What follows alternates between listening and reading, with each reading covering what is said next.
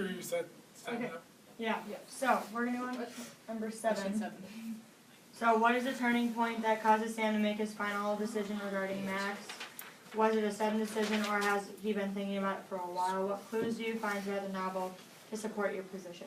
Okay. I think the turning point that causes Sam to finally give up Max was at Andy's house when he cut up his hand, when Max cut up his hands playing with the glass, because he was like finally having fun as like a teenager, but then like realized that like just like that little bit of fun is like putting Max in danger, and like he like always has to be watching over him. Kind of just I feel like he felt like really overwhelmed, and like realized how overwhelmed he really was when that event happened. Yeah, I agree with you, Matt. Sorry. I'll go after you. I agree with you, Matt. I think, even though like it says that he was telling people that what happened at Andy's wasn't his final decision on why he gave Max up, but I think that it really actually was. And on page 183, kind of describes him how when he saw Max come out of the hospital with like, the cuts and repairs to his cuts, he just like held on to him. I think that's when he knew he was gonna have to give him up. Yeah, like when he took Max to the hospital on page 187, he said like, I can't believe I let it happen. I can't believe it was so stupid. Like him saying that I'm not a good enough father. I don't think like Max will be, I guess, safe with me. So I would disagree with you guys. I think that that's more of a final, like, piece that happened, like the final piece of the puzzle for that. I think that the major turning point was on page 45 when Sam decided to take the ACT and kind of change around the plan that he and his dad made. SAT, sorry. no, I'm kidding. Sorry. I thought a pretty big turning point was when Sam and Max were at the mall and they saw the little girl yelling at her mom, and Sam he goes into saying like, I can't imagine like Max doing that to me, because he knows that like in the future like they're not gonna have probably that much money, so like for having his son like yell at him for like wanting something, like he just like realized that really he couldn't really provide.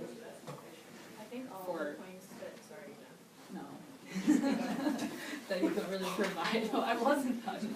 did a big pause, okay. Sorry. So you get there. I think that all the points that you guys said are like what has built up to the turning point. I think like what Matt said that the turning point was when he was at Andy's house. I think it was on page 173 when he cut his hand. But all the points that you guys said were the like leading up to it. Like on page, well even on page 75 when he has to like give more money to like Aunt Jean to pay for the SATs. It's just like in the back of his head he's thinking like this is just another thing I'm gonna have to pay for so that I can pay off this baby. Sounds really awful. But then, and I thought someone else said it, so I don't need to say it. But, yeah. I agree with Marissa about, I thought that the turning point was kind of when he was at the mall in chapter 15.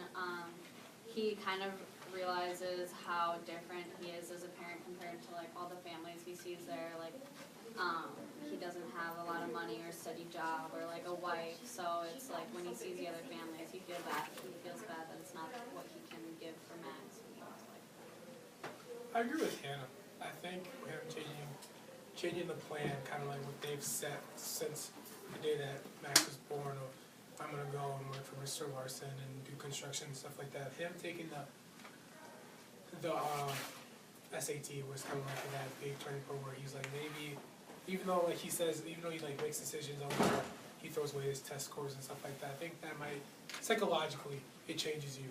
In which, you know, I did well on this, maybe I can go somewhere with it. Just something to put in his mind that he has, you know.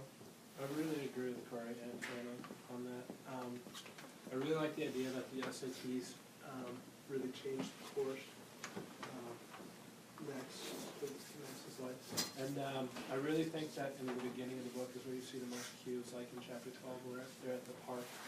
And even like some innocent old lady put some doubt into Sam's mind by saying like, are you guys babysitting? I mean, it's really easy to, it's not really easy, but it would be a lot easier to raise a child if you had other people believing in you, but Sam has very few people who believe in him, and it makes it a difficult road in my opinion.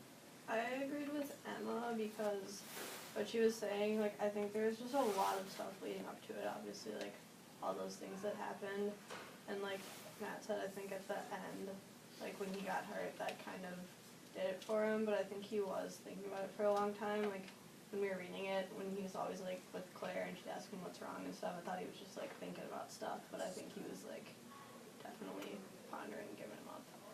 I agree too. On page 197, Sam told his dad they were having a conversation about adoption, and his dad said, "Did you just decide this right now?" And he said, "No, I've been thinking about this for a while." So that just shows that over time it kind of progressed. I agree with Emma as well, that there was a lot of smaller events that led up to the final decision, but I don't think it was him, Max, cutting his hand. I think it was when Sam and Andy and the other guys were watching the movie, and then they offered him a drink, and he's like, "Oh, I can't because I have a kid." I think that kind of made him realize, like, oh, I can't be a teenager anymore, I can still have fun, but I can't have, like, the old kind of fun with my original friends, so. Even on page 54 when Claire and Max are talking, Sam were talking, and then Sam says it was something that he knew he had to do. And I feel like he kind of used, like, that word had a lot throughout the book. And so, kind of like back to Emma's point, like, there wasn't, like, a huge noticeable turning point, but, like, things led to another one point. Yeah, I agree with many of you on the factor of like things leading up to it, where it kind of like began where like he was embarrassed in the grocery store on page 10. But he even like went out of his way to avoid just like confrontation with the fact that he had a kid. Like this was the whole time he just like wouldn't accept it, and like he accepted it in more of like a formal way, like this is something I have to do as a responsibility. But he didn't accept it as in like, okay, I just need to realize my whole life is now shaped around this kid. Because even in the end when they were at the mall and the mom was like, blah, blah, your family, he still, like, he wasn't accepting even, like, the lingo of having a child, of saying, like, he still called it, like, his brother when he went out or stuff like that. So it's just, like, he had struggles with that. And like you were saying about, it would help a lot if he had people behind him to, like, back him on this and to support him throughout it. It would have been easier for him to be like, okay, this is the thing I can do. But if you're the only one in it and even you are having doubts about it, it's kind of hard to carry on, you know, to be honest.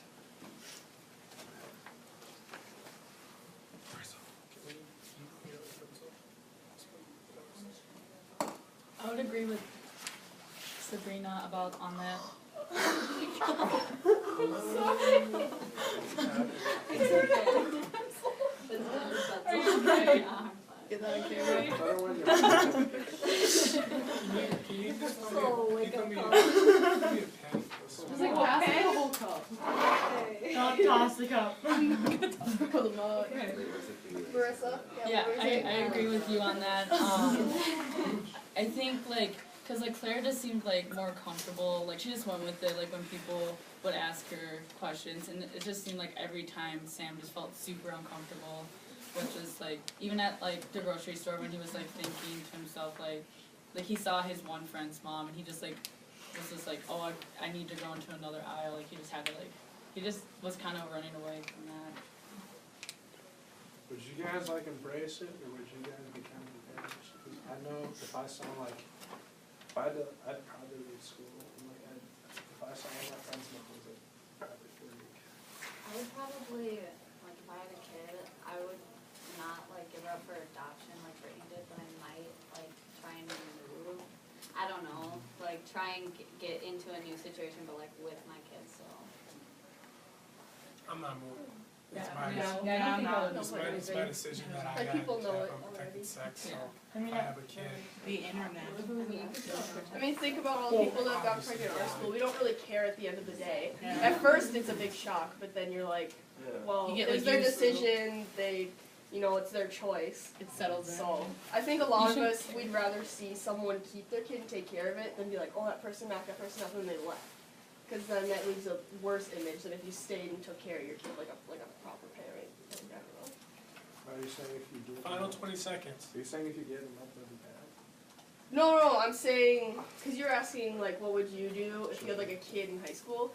I'm saying like it leaves a worse image to be She's the to kind of be person. here, be pregnant, have a kid, and then all of a sudden Yeah, disappear, yeah. Sure. than to be here, show people like I can do this. That makes sense. You know, like I made the decision or the accidental decision, and it happened. Okay, question, do you need to stop the camera, or between